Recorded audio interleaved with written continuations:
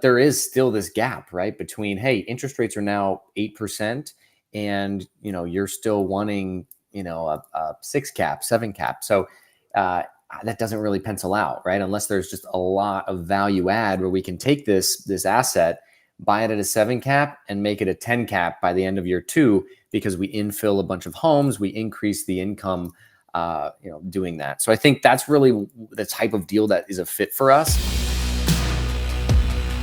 How are you approaching sellers to make deals in today's interest rate, call it negative arbitrage environment where cap rates are lower? Yeah, it's been more difficult for sure. I think a couple of the sellers that are selling to us, we've built relationships with over the years, so they're comfortable with us. But there is still this gap, right, between, hey, interest rates are now 8% and, you're still wanting, a 6 cap, 7 cap. So that doesn't really pencil out, right? Unless there's just a lot of value add where we can take this asset, buy it at a 7 cap and make it a 10 cap by the end of year 2, because we infill a bunch of homes, we increase the income, doing that. So I think that's really the type of deal that is a fit for us. Is, hey, on actuals, it's not going to look great, but by the end of year 2, end of year 3, it has to be a 10 cap or better to make the numbers work, with the interest rates we're going in at. So can I open up an idea to you for how to think about this in a kind of another dimension? It has to obviously do with tax. And I call it, there's cash flow, which is the cap rates, the IRRs, right? Mm-hmm. There's the debt flow, which we took for granted for the most part for the last 5 years, 10 years until recently, right? Mm-hmm. But then there's tax flow. And it's these three that you must balance. And if one of them is out of whack, it's kind of like driving a car with a flat tire.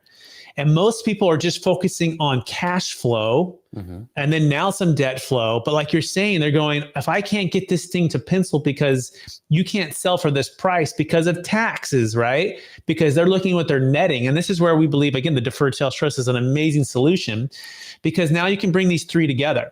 You can say, hey, Mr. Seller, instead of selling and paying all the tax or taking all the risk for carrying paper for me, instead of having a short-term installment sale that's only 3 to 5 years and we refinance and you pay your tax anyways, why don't you do a deferred sales trust so we figure out the tax flow situation?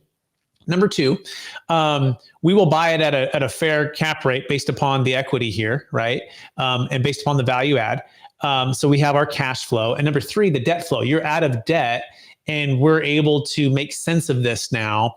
They can also diversify that wealth right back with you on future deals, which is nice. And they can keep some of the capital, which they probably want some liquidity, and they can put it into T-bills. They can put it into stocks if they want to. They don't have to be illiquid. And so it's when you bridge these gaps, it's kind of like when you build these relationships. And I'll be curious if you walk to them and say, hey, I want to get really tactical. I know most people are calling you saying, how do we structure the deal for price and for terms? But that term we want to look at here is the tax flow term. And what if we were to show you a way to defer 25 to 50% of your gain, yet still be able to be diversified and invest? We found it opens up the window for a new deal, because you're moving into the third dimension versus just the 2 dimension of debt flow and cash flow. You're moving into tax flow.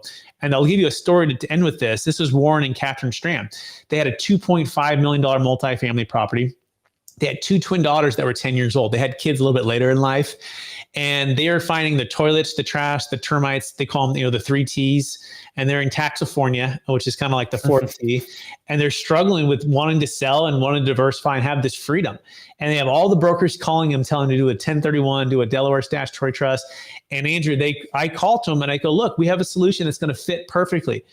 And they did the deferred sales trust. We increased their NOI from 120,000 to basically 190 with no debt, and also diversification with the deferred sales trust. They invested into passive deals, which is what they wanted to do. But the biggest thing they said was Warren no longer had to spend his time on the 3 T's that he didn't want to spend time with, which is the toilets, trash, and termites. He traded the 3 T's for the 2 T's, which was his 2 twin daughters.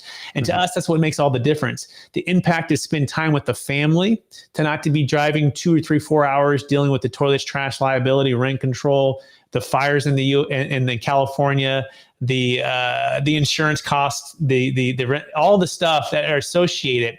And when we talked about that tax flow and we connected the debt flow and the cash flow, he was like, here we go. And so that's the story, by the way. If people want to learn, you can go to our YouTube channel and learn about that. Any thoughts on that, Andrew? Yeah, no, that's great. I think it could definitely help get some additional deals done. So you said that they can defer up to 25 to 50% of the gain. What do you do with the rest of it? Yeah, and so by the way, just to clarify, they can defer 100% of the capital gains tax, right? So if they sell and they have $1 million tax liability, they can defer 100% of that. But it's important to understand that taxable gain is 25 to 50%. So if you have let's say a $5 million asset, and that $5 million asset has a $2 million liability, right? That's the tax liability there. I'm not sure what's going on with my screen there. That's really weird. But yeah, so we can defer 100% of the capital gains tax, right? And then put all the net proceeds into the trust, as long as there's not what's called bonus depreciation. That could be a little bit where we have to be taxed on that. And as long as the debt's not above your basis. So there's some nuances there that we have to work with. But again, go to capitalgainstaxsolutions.com. But once the funds are in there, you can invest, however you'd like. That's fantastic. Yeah, no, I think that's really cool. I'll be sending some sellers your way.